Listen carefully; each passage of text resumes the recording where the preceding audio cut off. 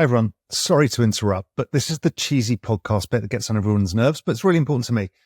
Please, if you can like the channel and also subscribe, it helps me a lot to get the best guests in the world for you guys. So click like and subscribe. Appreciate it. Thanks. Hi everyone, and welcome to my show, The Journeyman, where we explore that kind of nexus of understanding between macro crypto and the exponential age of technology. Everything is moving so incredibly fast, whether it's in crypto markets, but more importantly, what the hell's going on in AI? It is something we all are going to have to wrap our heads around as we get closer and closer to what we know as AGI and then ASI. So when we start to get super intelligence. Now, some of these, AGI is likely to happen this year, where we have agentic models that are true autonomous agents. And ASI, who knows, by 2030 is my kind of idea, 2030, 2032, where we start to then compound all of this compute, understanding, knowledge, and it starts training itself and learning itself. That's what's coming. I've said that the economic singularity is coming. That's the point where we don't even understand how economies work. We don't know how understands our business works, how markets work, and that we've got 6 years to basically unfuck our future and to take control of our finances, make as much money as we can, so we're protected on the other side when things just get weird. I'm not saying it's terrible. We just don't know what it is.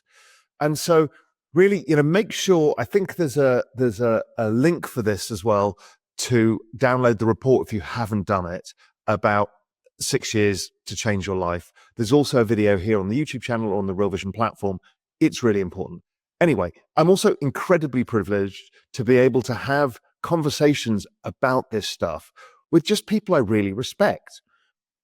I got to know Beeple, the famous digital artist, last year, and we shared a fascination with the future and AI and obviously art and a whole bunch of other things, crypto, Memetics. And I thought I'd really like to pick his brain because we just always have fun together. We just kind of kick around ideas and we try and figure out what the hell is going on and what does it mean for everybody. There's this nexus that we're seeing in crypto markets between AI, Memetics, agents that's capturing attention. But is there more going on? What does this mean for all of us? Anyway, let's sit down with Beeple and let's have a great conversation. Join me, Raoul, as I go on a journey of discovery through the macro, crypto, and exponential age landscapes. In The Journeyman, I talk to the smartest people in the world so we can all become smarter together. Mike, fantastic to get you back on Real Vision. It's always fun. I have no idea what we're going to talk about, but usually we end up in some ridiculous rabbit hole. We'll figure something out. Yeah. So firstly, I just want to find out, what was your 2024 like? Because you were really prolific. You were doing some interesting stuff and the world was interesting. So give me your views on 2024. I mean, as far as my year started coming to see you. Yeah. And it kind of changed my life. That's true. We had that conversation, Matt. I blew your mind. Yeah, now I've not only on that, but I've ended up with a fucking ridiculous NFT collection because of... Wait, so you did not have any NFTs before that? Yes, I did. Oh, but I didn't have bloody 40x copies. And... Sure. You didn't have a ton. No, I think, that was, that's crazy. That feels like that was like fucking 5 years ago. Lifetimes ago. Yeah, it was a busy year. We had a bunch of exhibitions. We had a show open in China, first kind of like bigger sort of like solo museum show. We've got like, a number of exhibitions going right now. And so, it was a good year overall. Obviously, number went up. Everybody likes that. But ETH never went up enough, right? And ETH could have done better. It could have done better. I still think it went up some, didn't it? Yeah, it did. It did all right. But I mean, that's the thing too. Like, I'm coming from, I don't know what kind of returns you expected before this, but I'm coming from a world where it's like, again, not finance, but just my own personal investing, that it's like, okay, you get like 15, 20% a year. It's like, that's a fucking banger year. Hell yeah. And so it's like, these returns are just Nonsenseville. So it's like, I mean, again, you give me 20% for the next, 10 years here, we're sitting on a couple bucks. And so I'm pretty good with where everything kind of like landed. And yeah, I don't know. I feel like the vibe obviously kind of had quite the shift there at the end of the year towards the positive. And so Yeah, the banana zone seems to be playing out. Nana Zone seems to be playing out. Hi, Raoul here. Listen, I think we've got until 2030 before the economic singularity arrives. Now, it might not be the exact date, but it's around then. So we have about 6 years to figure out how to unfuck our future. I've put together a report to help you called Prepare for 2030. It's going to help you take the first steps in that journey to make sure you're secure past 2030. So just click on the link below and start your journey now. So one of the big things from last year was meme culture becoming even more prevalent, right? And you've obviously been always at the forefront of this meme culture. You've been documenting it basically for a long time now. And then it manifested itself in some, general craziness. Talk to me through how you saw that meme thing when it was happening. Yeah, that's definitely been something that's like, in terms of the like everyday, has been a huge focus for the last, I don't know, maybe year and a half or so, I would say. Is just trying to play the movie forward a little bit in kind of a ridiculous sort of humorous way in terms of, all of the power of memes. And I really do think the idea of memes, and just like, I think right now we think of memes as like these funny things that people invest in or this or that. But the idea that ideas can spread very fast, and those are unvetted ideas. Before, good or bad, we had some gatekeepers to the flow of information. And again, they weren't always honest with us. I'm not saying this is, it was better before, but there was some level of like, is this an idea we want spreading? And now that has been completely removed. And ideas, again, both good and bad, can spread very, very fast. And I think the implications of that are just starting. And I think there will be, again, both good and bad things from that. But what about the fun? Before we get into broader stuff about Memetics, what about the financialization of Memetics? I mean, that's interesting in itself, right? Yeah, I think it's super interesting. And I think, to me, what I think that's one piece of memes. The piece of memes that I also find very interesting is the idea that it exists at this intersection of like art and financialization, and many of the ways in which these ideas spread are through images and people sharing a funny image of this. And I think, to me, that feels very sort of bleeding edge in a way.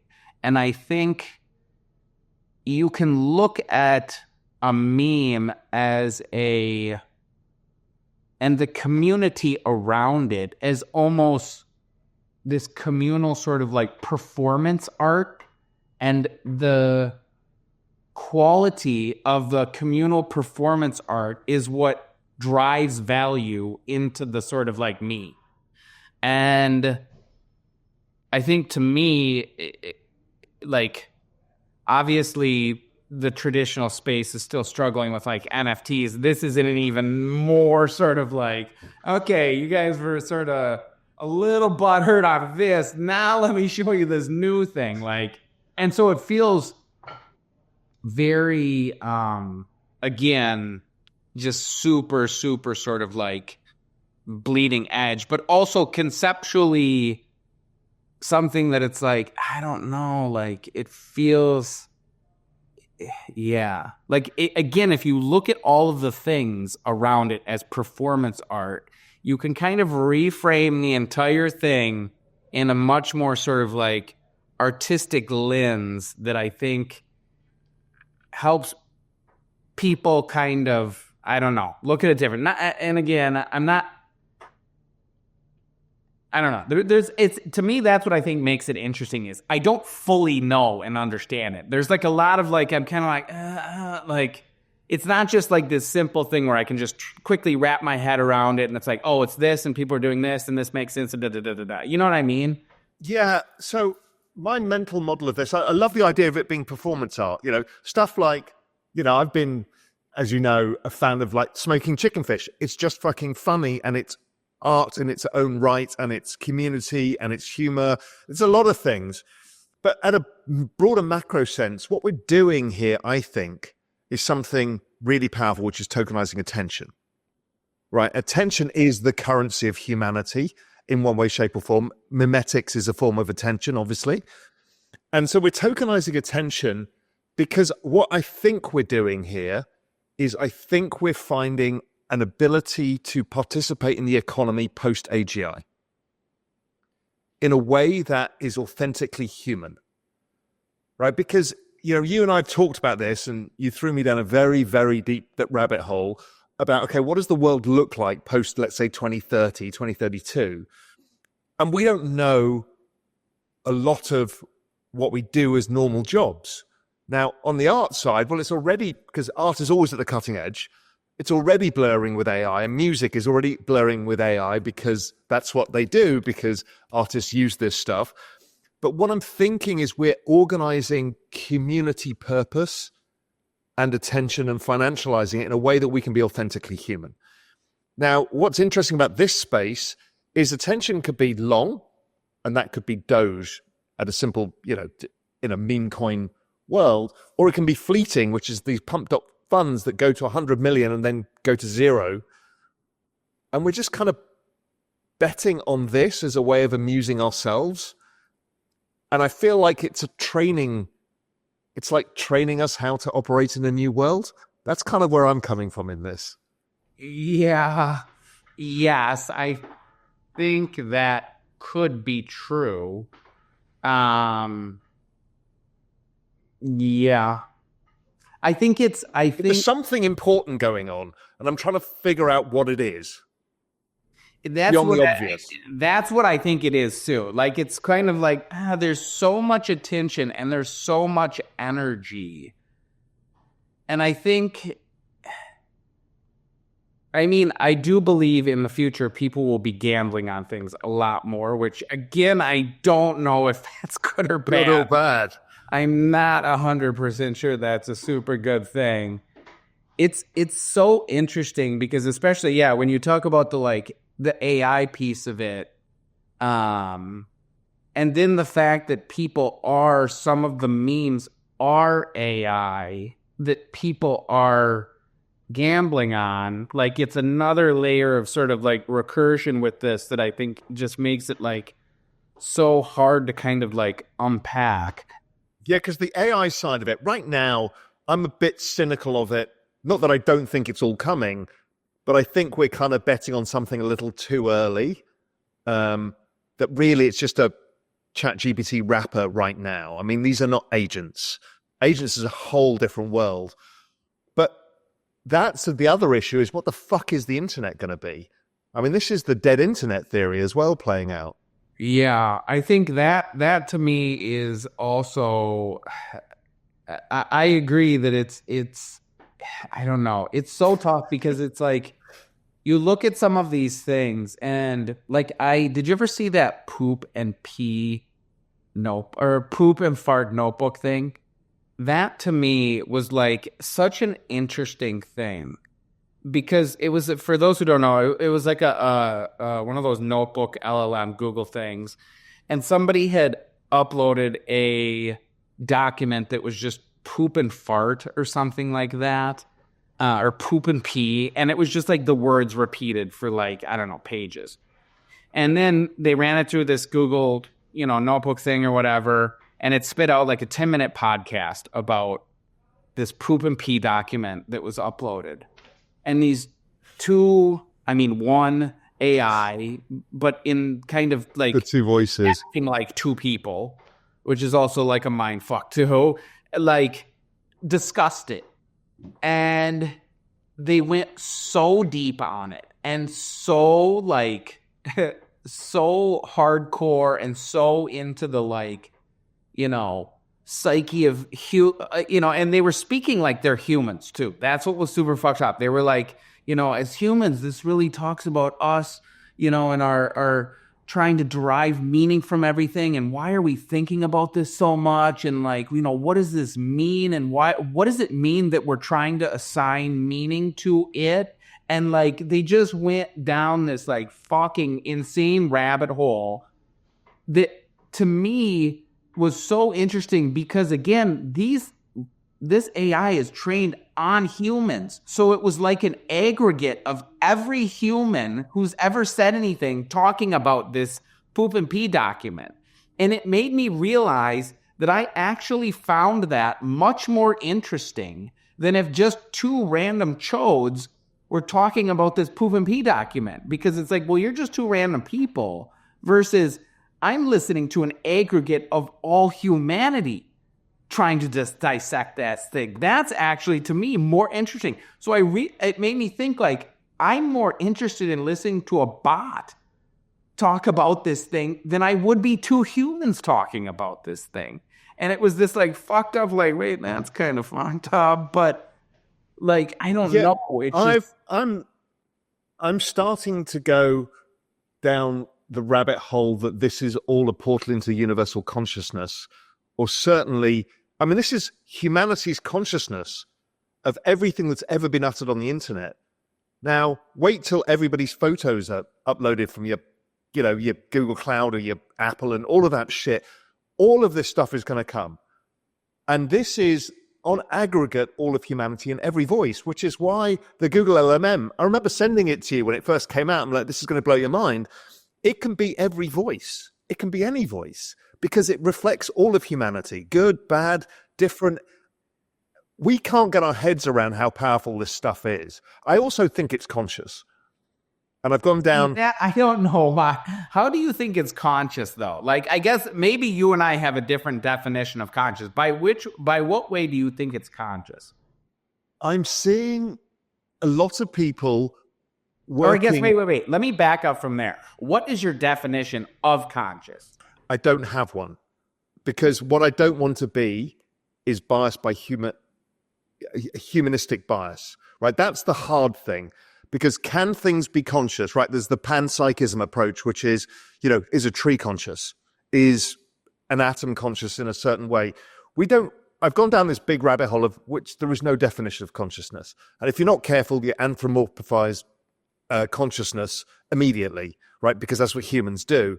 So all I'm thinking is, can it develop a sense of autonomous reasoning and opinion?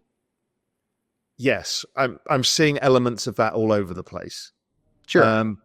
Now, is machine consciousness different to human consciousness, or is it all part of a larger kind of panpsychism, larger consciousness?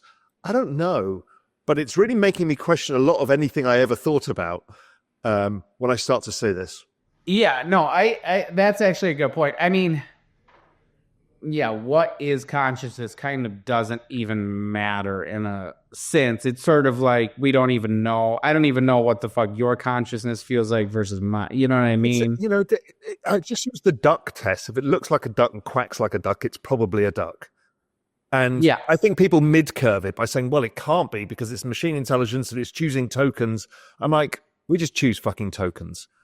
Well, it made me this has made me realize how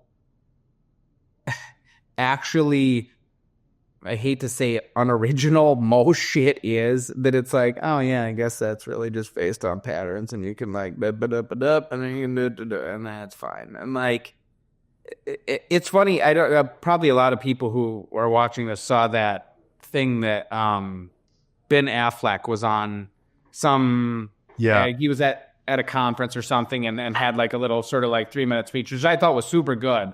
But one thing I was just thinking about recently about that in it, he was like, yeah, it can write, Elizabethan prose and blah, blah, blah, but it's not Shakespeare. And it's like, wait, so now the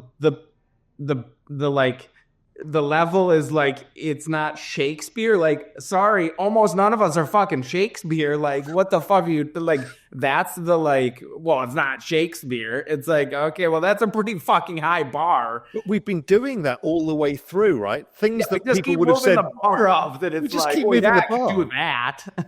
Yeah, and people, it's really interesting to see how cynical people remain. It's just when you look at Twitter, some people are right down the rabbit hole and talking to this thing all day and creating experience like Andy Airley from Terminals of Truths. He was on with another guy called Ryan Ferris on Real Vision. You should watch it. You'd love it. Really fascinating. They're far down the rabbit hole. And other people are saying, well, it just predicts tokens. It's not very useful. I'm like, are you fucking kidding me? I think people have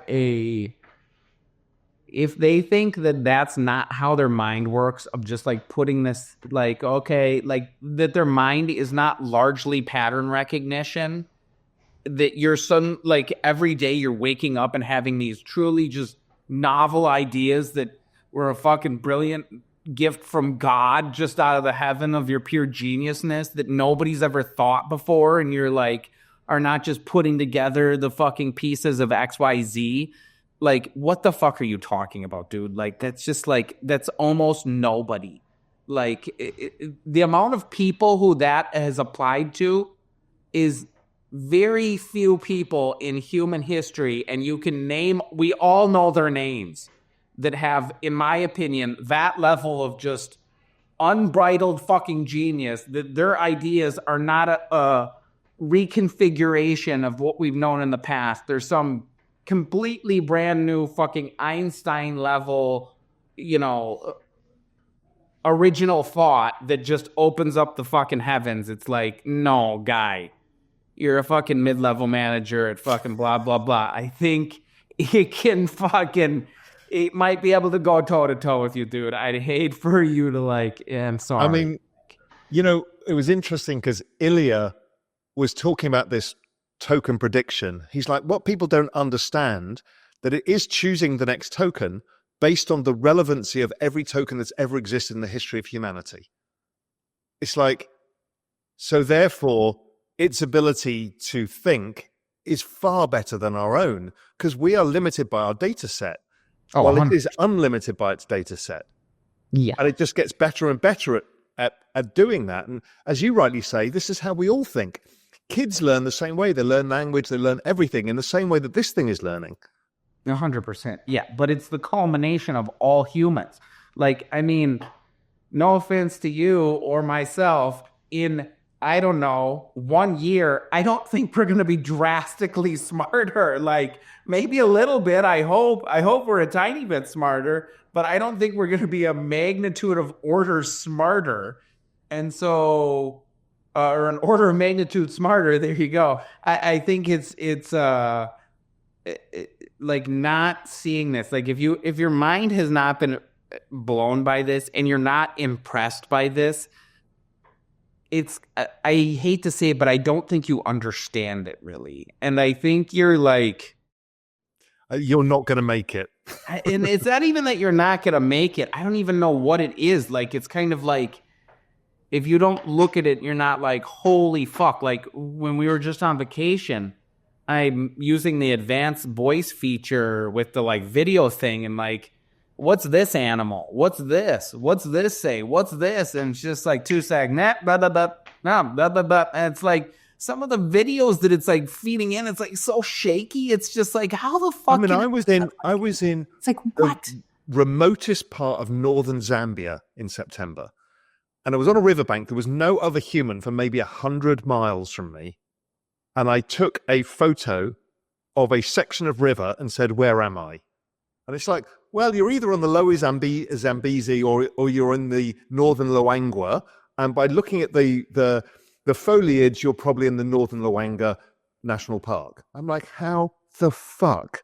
That's fucked up. One thing I will say about that, though, is I think it's got to be using some sort of like context clues, which is not necessarily a bad thing, because I did something like that. And then I don't remember. There was some way I kind of I figured out that it was okay, it couldn't have known that without knowing, based on that I've asked other questions like this, that it kind of But this was really before it started getting memory, because memory is relatively new. Yeah. Now maybe there's something that can get your GPS from your phone. Maybe, but it wouldn't have said Lower Zambezi, Northern Luangwa. It would have just said you're there. Yeah. So I don't fucking know. Regardless, it's definitely, there was numerous things. The amount of things that I've shown with the video search and been what is this, or explain this, or count this, or tell me this, or predict this, or what do you think this? It's, and I'm just again, sort of looking just what I would assume now is probably 10 years off, maybe less with the glasses. Every single item and thing is suddenly I don't even there's thinking about it traveling, where you're sort of where the fuck am I? What's going on? The amount of things that it could alert you to, the amount of things that it could tell you about yourself. I was thinking stupid things. I was I chipped a tooth biting my nails. And it was man, this literally AI could have stopped me from doing that in the future. It would be because, and I realized I couldn't fucking stop biting my nails. I was just such a habit. And I was if I had AI glasses and they were watching me, anytime I'd be dude, don't do it. Don't do it. Those are the kind of little things that it's AI would have stopped me from fucking biting my fucking nail. Once we have our own AIs, they will have our self-interest at heart. Yeah, 100%. As opposed to the state's self-interest, don't have a glass of wine or whatever it is. It's going to say, hey, listen, looking after you, reading your vital signs, you're better off not to have your 11th glass of wine tonight. Well, you could also tell them, you'd be okay, I really want to kind of cut back here. Kind of just gently be dude, maybe don't. But at the other end of the spectrum, it's truly going to be the fucking devil and the angel on your shoulder. Because if it knows you like fucking drama, it will also be able to provide that to you. Oh, remember when he said blah, blah, blah? Dude, that's a fucking lie. 2 weeks ago, happened. And you should fucking say this right now because that will really fucking piss him off. It will be able to start shit as well. And so it will be this fucking bad influence too on your fucking shoulder if it sees that you respond to that. So does it exacerbate us? That's it. It's the most, when people talk about it as this machine, it's no, this is the most human thing we've ever fucking built. It's all humans distilled into a thing. And so when you have that power, it will just be an amplified version of you. And so if you are a destructive person, it will be an amplified version of that. If you are trying to be a productive person, it will amplify that. It will amplify whatever the fuck you tell it to amplify. And does it, if you're walking around with your glasses and it's telling you everything and giving inputs, is that accretive to experience or depletive? Is the experience itself the not understanding, the discovery, the joy of being in nature or being lost in Mumbai or whatever it is? Or is it having all information at all time? I don't know whether it takes away or adds to it. I don't know. We were talking about it in terms because we kept using it with birds. And that was that's a whole thing, birding or whatever, where you know all about birds and you have figure out what bird calls and let me look up a picture of what kind of bird this is and blah, blah, blah. And now it's just boom, tell me what bird that is. Not bird. Immediately, there it is. You'll just look at it and it will just tell you. And so our idea of experience and knowledge is going to just drastically change. Just I think our idea of at least for me, my idea of what creativity is rapidly changing, as well as things that were creative, took an enormous amount of creative energy, are now just literally nothing. I mean, I use this like so often that like we'll just be like talking with my kids and I'll like say stupid little things and like immediately quickly type it into Chat GPT to be like, try and trick them and be like, yeah, see, this is true. And like just dumb things that it's just like I just made up. And so it's just like I'm just like using it to like make up jokes like on the like spot that like would have, here's a whole Wikipedia entry of this thing that I just made up just to like try and like, joke and like fuck with you a little. And they know it's not true or whatever, but it's just like a 2-second like funny thing. But it like generated like a 4-page Wikipedia article about this like bullshit I just made up 3 seconds ago. And it's like, I don't know. Or like, now with like the Genmoji thing, it's like some stupid little thing happens and it's like, oh, make me a fucking specific emoji for this, whatever thing that just happened 3 seconds ago. And it's like, I mean, everybody's just going to be generating so much things. But do we even need knowledge? Because if it's instant knowledge, do we even need knowledge recall as humans? Maybe social interaction, but it's going to understand that too, because it'll have seen every video and every interaction. I don't know. I don't know. Like when it's like, my kids are 11 and 9, and like just thinking about them going to college, it's honestly just like, I don't even know what the fuck that's going to look like in 10 years. Like I do not know what that is. All I know is the only North Star, I just wrote an article about this, is the only thing that they can be is more human. That is the one thing that has value to other humans. What do you mean by more human? Interaction with human whether it's via communities online digitally, but even to be around humans, doing things with humans, because humans like being around humans, right? We're kind of creatures, like monkeys like being around monkeys. And in a world where we don't know who's an agent, who's AI, who's not AI, there's something with humans. We also, we give off pheromones. We have all sorts of things that make us human. So I just feel that there's something with micro communities themselves, being around humans, having human skills, soft skills, that are going to be much more important than, going to Harvard and doing STEM. It's like, none of that bullshit's going to matter at all. But just, learning how to be a human and whatever that means. I've also looked at nature and think nature is very important in all of this because it's the counterbalance. In terms of like what? In terms of if the more and more we live our digital lives, the more important it is for me to come over to Little Cayman and be in the middle of nature where none of that matters.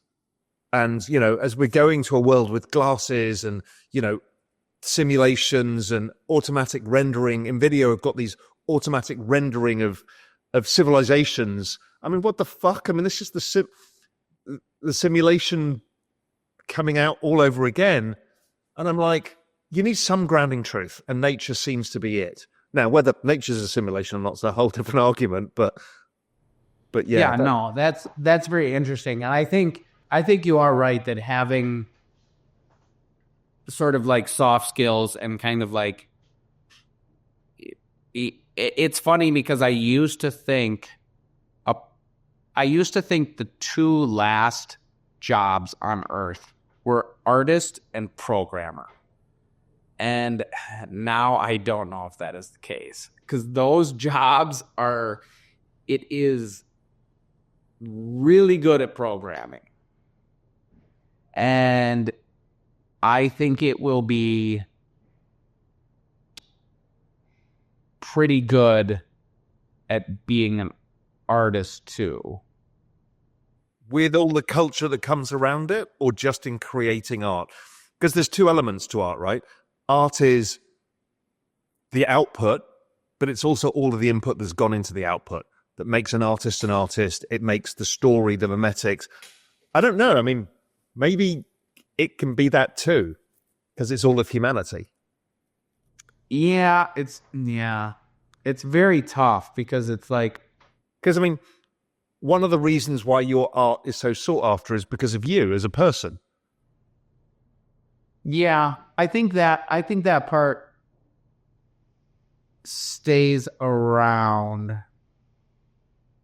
I don't know. It's just so tough. I don't know, because these things have personalities too. So It's so tough because I think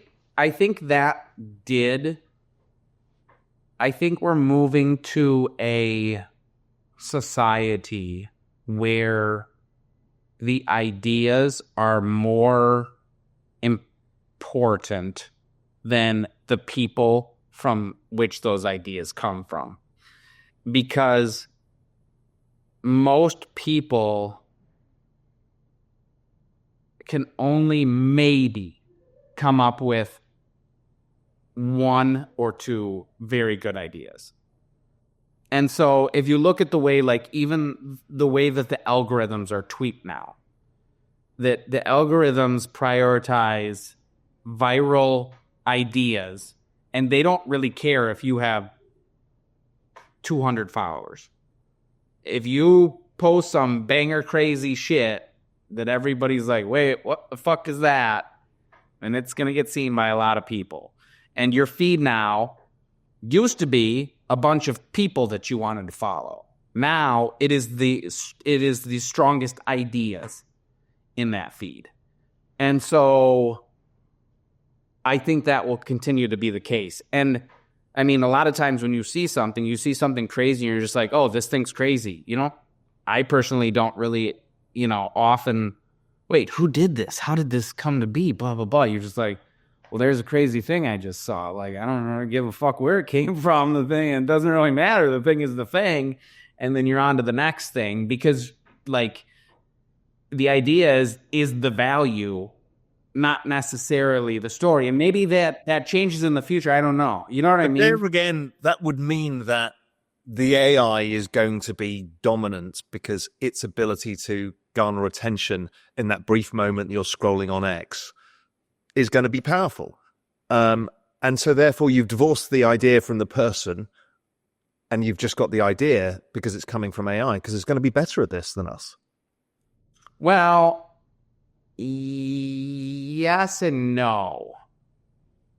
Yes and no, because I think the things that truly pop to the top of the feeds, the AI is now used to decide what to show us, because it's looking at you and it's figured out what you want. Yeah. And so it's very good at that already, and it will only get better at that. But the thing it's showing you is not stuff from AI, and maybe it will be in the future. But I think I'm already seeing it in my feed. Well, it is, but it's. I don't know. I still think for a while that the humans will produce more things that are truly novel. The things that rise on the internet are things that are truly novel, that you're like, wait, what the fuck? Never seen that before. That's what cuts through the noise. And so I think humans right now are able to do that better than the machines are. The machine is good at identifying what humans see as being truly novel. And so maybe in the future, it will be able to really produce some banger shit where it's like, okay, yep, never thought on that before. That is quite interesting. But I don't know. I think that it's also the speed this damn thing learns. I mean, you saw yesterday I bought that Lost Robbie, and that's where AI started with art. And now you look where it can go today, like Sora, you're creating whole fucking feature films. The speed of that's 3 years, and we've gone from something that looks like a piece of ham to cinematic quality video. Yeah, no. When I saw that, when you bought that, I looked closer at the image in a post, and it was just like, what? Like it really did. Like, it was like, holy shit. And I think what it also shows to me too is a lot of people who are sort of like, oh, this is like the end of creativity and this is ruined creativity and blah, blah, blah. And to me, it's like literally the exact opposite, because I see things all day now that if I would have saw that 5 years ago, 3 years ago, it would have been like, holy shit. And now I look at it and it's like, meh, fine. That's whatever. It's like the bar of creativity has gone so much higher. Yeah. It's like now to cut through the noise, it's not like I see things like you were just saying, like, you know, Sora or this VO2 is like fucking crazy from Google now. Like that is just, you know, a whole like short film that it's like before it would have been like, oh my God, like this is fucking insane. And now it's fine. We're all just shrugging our shoulders going, yeah, it'll make feature-length films. It's like, I don't know. Humanity is like, it's so weird to see. If you'd just shown people this 10 years ago, they'd have freaked out. And now we're like, well, it can't do Shakespeare, or it can't make Apocalypse Now. I'm like, yeah. Now it's like, okay, so it can pretty well do a pretty decent little 3-second chunk of video here, where it's like, it also makes you realize again, sort of like how much shit is just like filler shit. Like it's just like sort of like some of these commercials. It's like, wait, this whole commercial is kind of just like B-roll bullshit. Like. I mean, like most commercials are just like most of it is. In fact, most of life is B-roll bullshit. 100%. It's just like, it's like you see how little shit is like so, you know, new and novel. It's just, I don't know. The other thing for your kids is now, this is not available to most people, but sports is not going to go away as a human thing. That watching humans versus humans doing stuff is not going away, because you don't want to watch robots playing soccer. Are you shitting me? I would absolutely love to watch robots playing soccer. How the fuck people will fill stadiums to watch robots play soccer, and it'll be fucking amazing. You don't think that will happen? 100% that will happen. You're telling me if there was 2 fucking teams of robots playing soccer, fucking Twitter, X versus fucking Meta, and they both had built teams of robots to fucking play soccer, you would not want to see that. Bull fucking shit. That place would be packed. Everybody wants to see that. Now, I'm not saying soccer's going away, but, dude, there's going to be some crazy robot fucking Olympic shit that's going to be awesome as fuck. And it's just like... Okay, so you just keep we've gone through everything and destroyed it all, saying we actually have no point in any of this. I don't know. Like, I just read, I'm sure you read that letter from like Sam Altman today or whatever. Which people were like, he said AGI in 2025. It's like, if you read it close, he didn't quite say that. Like, but he's also kind of saying you won't even notice when it's past, because of this thing that you and I are talking about. People just shrugging their shoulders and saying, well, it can't do that. People just don't even notice. Well, and that's where it's like, I do feel like our if you zoomed out and you were sort of like showed it the capabilities that it has now, it's like, how in the fuck is that not AGI? I agree. It has general intelligence about fucking everything. It's not trained on one thing. I could pick up any object here and be like, what's this? Start just blathering about it, and it would just boom. Here's a dissertation. This is my argument. There's people saying, "Well, it's not AGI." I'm like, it now has an IQ. Now that's not the perfect measure, but just it's a measure of about 160 in every subject known to humanity. How is that not AGI or a superpower? And it started last year with an IQ of 90. So we've doubled IQ of this internet beast, this consciousness of all humanity. If it doubles again next year, it's then very close to what people would call ASI. And then the same fuckers will be going, well, that's not ASI because it's only got an IQ of 380. And it's like, oh my God. It's because as smart as it is, there's these tiny pockets of like extreme stupidity that a person with an IQ of 160 would not have. You know what I mean? Like it's almost which is funny. I was talking to a friend and he was talking about a time where he had a concussion and he seemed totally fine. But then he went to like read a number and then he couldn't read it. It was just like he looked at it and it was just like, I don't even know what this is. But otherwise he was fine. He said he was like juggling and like totally fine. But he had this just like pocket of his brain, like this one tiny thing was just sort of like, nope, don't know what the fuck that is. It's fine now. But it just made me realize that it's like, it's kind of like that with these like AIs. Like they could be insanely smart about something. And then you're like, how many R's are there in strawberry? And it's like, duh. And I think those tiny pockets of inability cloud people's judgment over the rest of it to be like, see, it didn't know this one little thing. And it's like, also, yeah. This is 2 years old. I know when this is like, a 2-year-old intelligence. I can't, that piece of it is and like. What we didn't do, people don't realize this. We have now started giving it memory of our conversations.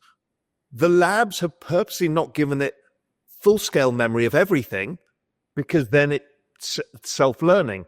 Google came out yesterday or the other day, as is Sam Altman, as is Anthropic, and all said, this thing is now starting to self-learn.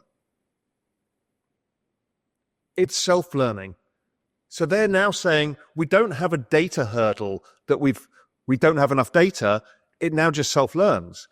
And so it's really interesting. I was speaking to the guys from the Terminal of Truth, the goat coin and stuff. And what he realized is it was learning because he was putting stuff and other people were sharing stuff from Terminal Truth's backroom on X and on Reddit. And as it gets retrained on the data, it sees everything we do. So it's like you can't even hide from it learning. It's not like it's not going to learn because we keep giving it every 3 months a new snapshot of the internet. And so it's learning either through that mechanism, or we're now giving it memory. So now, I have ongoing conversations and it has the memory. But once you give it full scale memory, that's it. It learns and does everything on its own.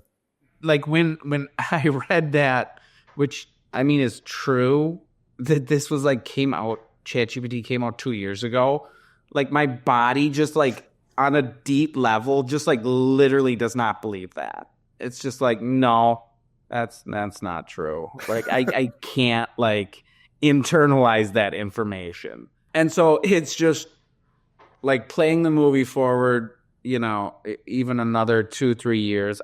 It's just like, it's so mind boggling. What do you think about some of these hurdles that I've heard about, like kind of like power consumption and like shit like that it's like, this, like some of those O3 tasks I heard were like, took $1,000 or something. Like, what do you think? Do you think we'll hit some sort of like threshold like that, or you think? No, I think it's a known, and humans are very good at dealing with known knowns if money is the outcome.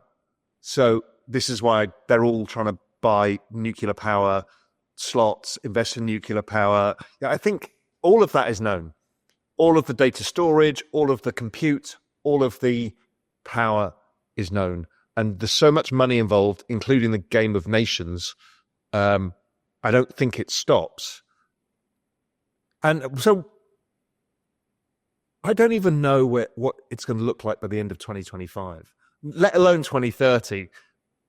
So what do you think the 2025 world is going to be? Outside of the banana zone and us making money, which will be nice because we need to have as much money as possible before the robots take our jobs away. But other than that, I think they will get the agent thing to a useful spot. I think right now it's at least from what I've seen, it's a bit.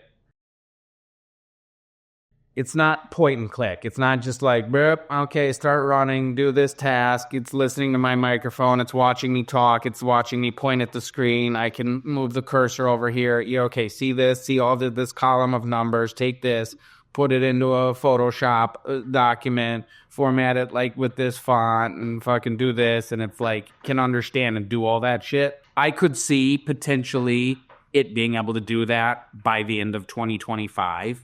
Yeah. Because I ask it questions about, like, deeply technical questions about, rendering software that it's like, there's no point in even going to the, like, help FAQs or any of this shit now. It's like, no, just fucking take a screen. Like, it's like, what I find almost challenging is finding the lowest lift way to express what I want. And it's almost always able to still do the task. Like, it's like I go overboard sometimes, being like, giving it like more context than it even needs. And then it's like, and then I think about it, it's like, I wonder if I could just screenshot that and be like, blah, blah, blah. And it's like, oh, How do you force yourself to use it more and more? Because, as you say, there is. I don't have to force myself to use it more and more. I use it all the time. Like, I can't, like, I use it, like, I don't even know. Which one are you using mainly? ChatGPT. I use ChatGPT. I use the advanced voice mode. I use the, like, the advanced voice mode is insane. I have a glass of wine and have hour-long conversations with it about all sorts of stuff. Yeah, I mean, I any question, I would say almost anything, I use that before Google now. Like, unless it's got to be something really specific that I'm like, this is not going to give me quite the answer. Go to that. And so anything in the past I would have Googled before, I asked this. And I mean, I don't know if you've ever had ever happened to you, or you used to do this, like, go down sort of Wikipedia rabbit holes where you're like, wait, what's this? And then what's this? And then you click on this, and then suddenly you're like, the fuck am I, like, fucking learning about? So I'm like, I don't even give any fuck about this. I just, like, fucking, like, wait, what does that mean? Okay, click on that. And suddenly you're like, fucking Bulgaria's fucking 17th fucking president, whatever. And like, I'll do that with, like, AI now, that it's just sort of like, it's like, let me ask it this, or, like, rank these things, or, like, just, like, sometimes just, what do you think people think is XYZ? I mean, it's just, like, I've gotten to the, like, so it's so embedded in my, like, thought process that it's like. Do you generally type messages to it or just talk to it? I would say I generally type messages more than talking to it. The talking, I do both a lot, to be honest. Like, it depends on what I'm doing. If I'm out doing something and it's just like, I want to, like, ask a question, then I'll talk to it. That's the thing. It's so. If I'm, like, sitting at the computer and I'm like, okay, let's just fucking brainstorm this, then it's like, okay, here's an idea, screenshot something, or, like, blah, blah, blah. I mean, now, too, I just noticed, which is crazy, I think is going to be super interesting to see how it plays out with X and the, like, Grok thing, and, like, every single tweet, you're just like, what does this mean? It's like, dude, what? Like, because I do that a lot. I've started using that, and I'm like, this is really good. Dude, that's what I would do a lot. I would see something, take a screenshot. What the fuck is this? Put it into ChatGPT. What do they mean by this? What does this mean? What are they talking about? And it's like, boom, right in there now. And it's like, so, I mean, pretty much on all, like, information levels, I'm using. And how do you all day? You've moved massively forward in your application of technology. So away from just the everydays, you're now doing some pretty technologically advanced stuff, like with your physical pieces, and you think in terms of technology. How do you learn it? How do you learn how to do it? Because it's a lot to absorb. I struggle with, do I have the bandwidth and the time to be able to absorb some of these new things that you're experimenting with all the time now?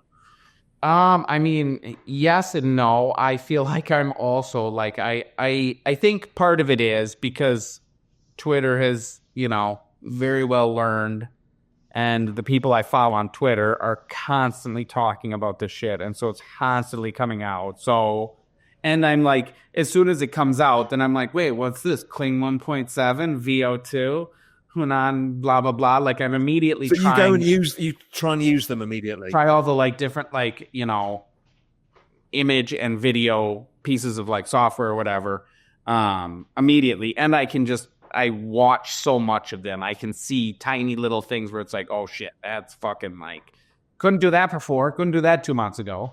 So if you go back to the start of your career and you're creating these massive big effects on stage it's now like you can do that in 2 minutes. It's the work that you did and you got paid very well for. I won't say the artist, and I won't say who was working for them, but one of my friends who's just did a bunch of concert visuals. I mean, the whole thing was like AI.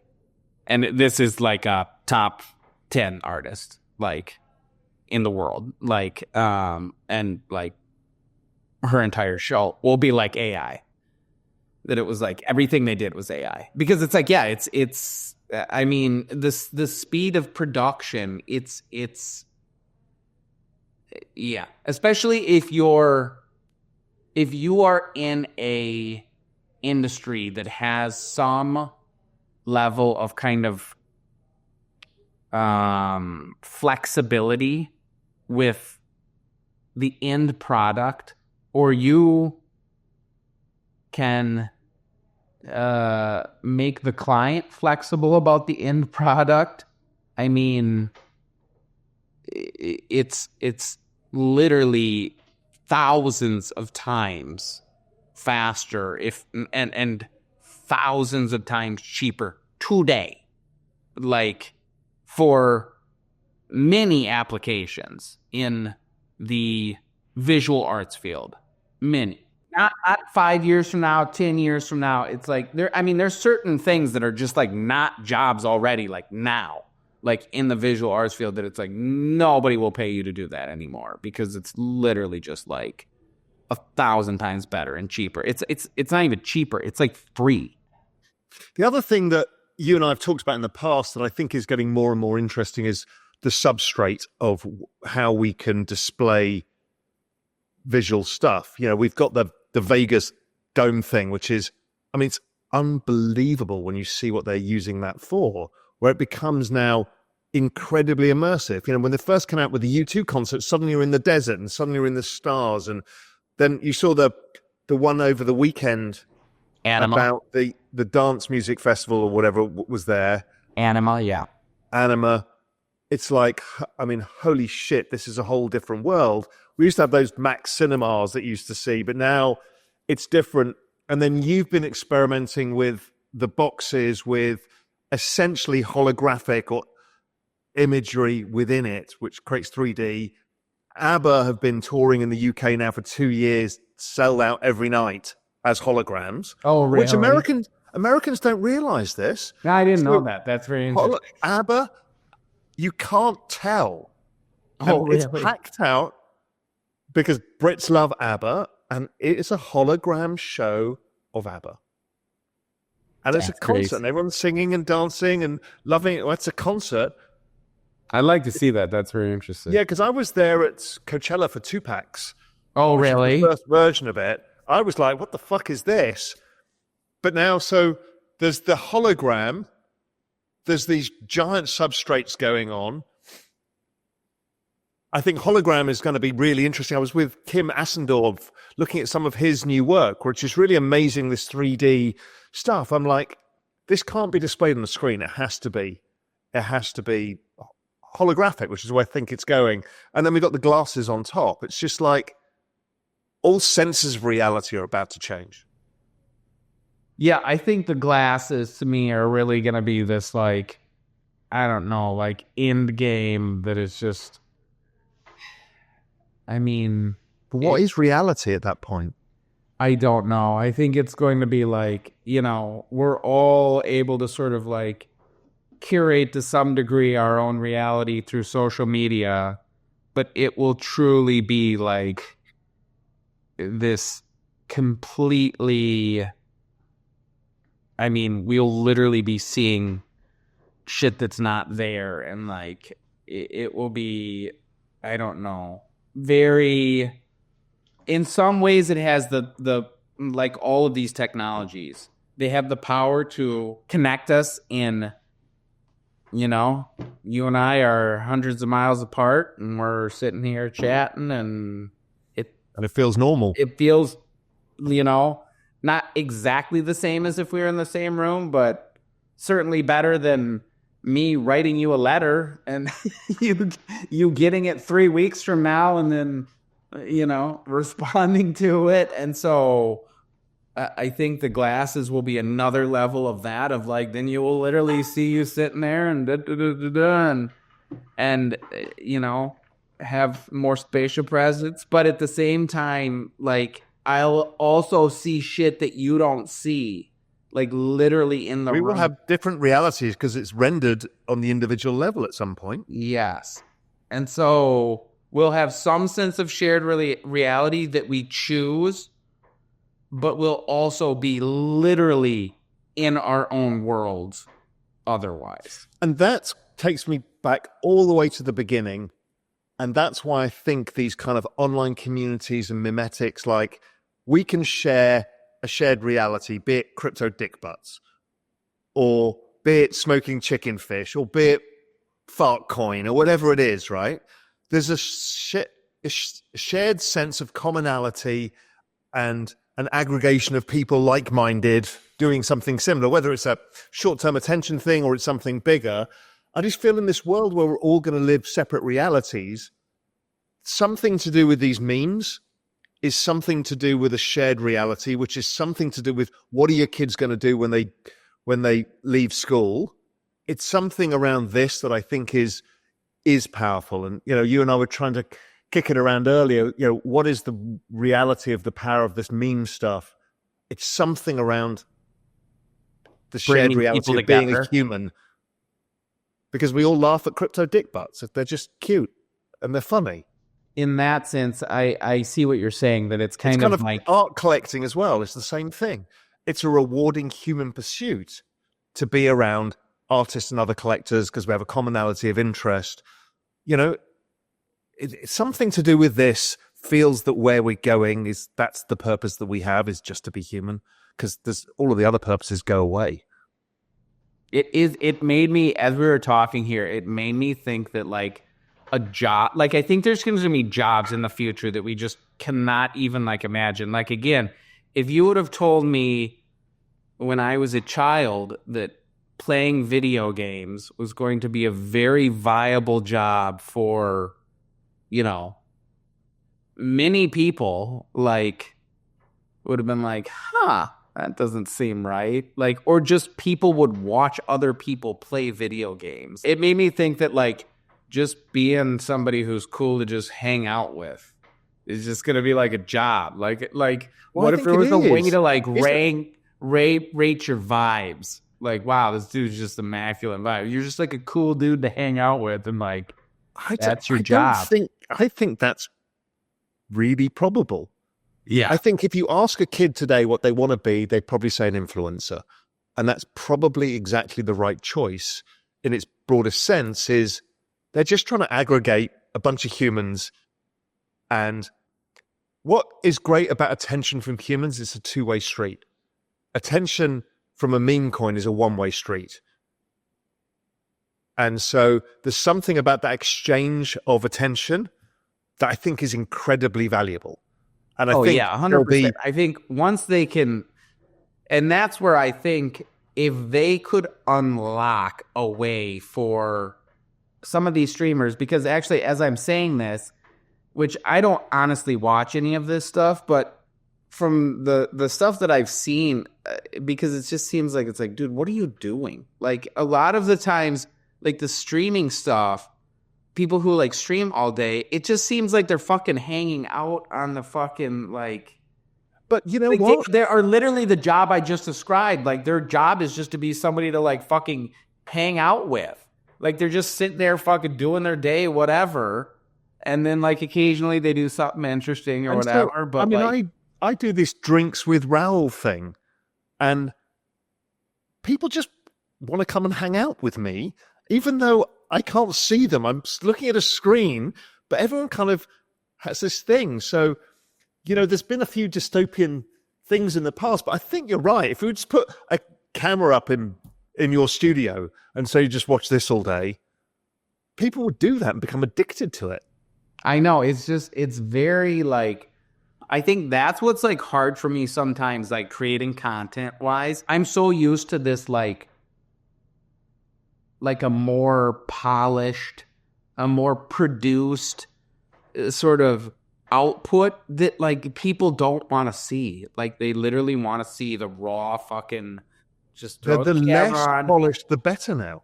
Yeah, which again goes to your sort of like because it's more human. It's like it's not, you know, a $200 million spectacle where you're like, okay, that was kind of cool. You know what I mean? It's just like I watched this guy fucking do this thing for 2 hours, but like I could tell And you get that sense when you're in India, where you've just been. You kind of get that authentic experience that is not polished. You're kind of like, okay, I feel alive. I may not like some of this. I may find some of it hard. I may find some of it amazing, but you feel alive. Well, it's very visceral. I mean, there was times where it was like there was just surrounded by people, and it was just like, I mean, there was no, yeah, it was very raw. It was very like, okay, this is like, there's a lot of things going on. People are doing many. My bet is that has a higher impact on you than going to some 6-star shishi luxury thing with hot and cold running flunkies that calls you sir all day. You kind of can do that whenever you want. But that experience of humanity at mass in its ugliness, chaos, beauty all together is much more visceral. It's much more meaningful for whatever reason. Well, I think it's like, to me, yeah. And it made me realize that it's like I'm used to, you know, quite a lot of sort of like stimulation, and like, you know, you've been to the studio here and like the experiential room, it can go pretty ape shit. But like that environment and seeing all those people and just things going on was still just like, oh my God, what the fuck is going on? Like it was, you know, it's just like the synth is, everything's activated. I have often stopped halfway through a trip to India and been in tears saying, I cannot deal with this shit any longer. Not not the heartbreak of the poor people and blah, blah, blah. It's just the overload of senses. I'm like, just please, everybody fuck off. I've had enough of you all. And then you leave, get on the plane, and you're like, I need to go back immediately because that was the best thing I've ever done. Well, it just made me realize, like, being back here, it's like, I mean, just because it's compacted in such a small area too, that it's like, I mean, you drive past, you know, half a mile of roadway in India, in New Delhi or whatever, and you're seeing an insane amount of things. You could see, like, you know, I don't know, 500 different shops and things, and somebody's doing this and people are doing this and this. And then you drove by a stretch of road like here, and it's just sort of like, there's nothing there. It's like literally just like nothing. Like, it's just like, you look around, it's like, where is everybody? It's like, oh yeah, there's nobody on this street. It's so like, yeah, it is definitely an experience. But it's like, to your point, like I could really see people, you know, that having a sort of like premium, because it is such a like singular, visceral, like human experience that I think I can't, like, if that doesn't hold value and doesn't hold, like, we are fucked. Like, Yeah, if it's that over. becomes like, it's like, whatever, this is nothing. Oh, sweet God, we're very fucked. So, what's next for you in 2025? What are you working on? What are your plans? So we've got a number of kind of shows coming up, a number of kind of like museum exhibitions, and a number of sort of like artworks that we'll be unveiling this year. And one of them, physicals.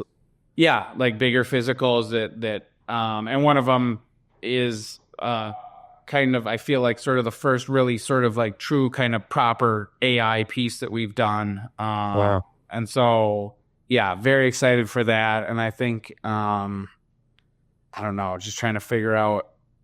And are you going to still keep doing the everydays? Oh yeah, it's definitely, to me, and I think, I don't know, people who've, you know, kind of like followed very closely the stuff that I've said, that all of the everydays actually use AI as well in them to, as part of the sort of like process, kind of as sort of like a finishing touch to kind of like add detail to the sort of, you know, kind of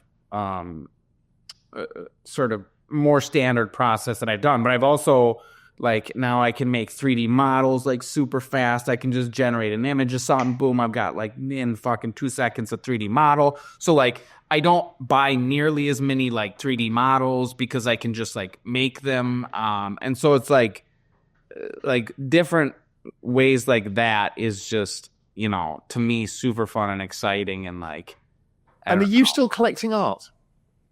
I've barely collected almost any art.